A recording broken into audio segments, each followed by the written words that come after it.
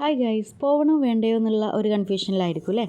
അതെ, ഇപ്പോൾ trending ആയിക്കൊണ്ടിരിക്കുന്ന അസ്ഫാൻ farm അല്ലെങ്കിൽ മർവാനി ഫാം എന്നൊക്കെ പറയുന്ന ഈ ഒരു ഫാമിനെ കുറിച്ചിട്ട് തന്നെയാണ് ഞാനിന്ന് ഈ വീഡിയോയിലൂടെ പറയാൻ ആഗ്രഹിക്കുന്നത്.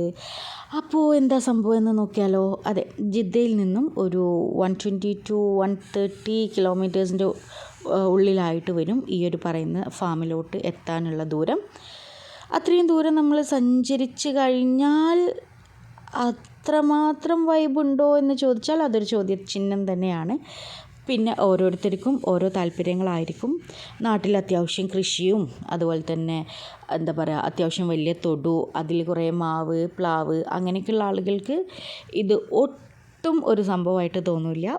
പിന്നെ പ്രത്യേകമുള്ളൊരു കാര്യം എന്ന് പറഞ്ഞാൽ ഇത് ഫ്രീ ആണെന്ന് പറയുന്നുണ്ടെങ്കിലും ചില സമയങ്ങളിൽ അവിടുത്തെ പണിക്കാർ 10 റിയാൽ വെച്ചിട്ട് വാങ്ങുന്നുണ്ട്. അവർ ഗേറ്റ് തുറക്കണമെങ്കിൽ ക്യാഷ് വേണമെന്ന് പറയുമ്പോൾ നമ്മൾ നിവൃത്തിയില്ലാതെ കൊടുക്കേണ്ട അവസ്ഥ വരുന്നുണ്ട്. കാരണം അത്രയും ദൂരം നമ്മൾ സഞ്ചരിച്ചിട്ട് അവിടെ എത്തിയതല്ലേ.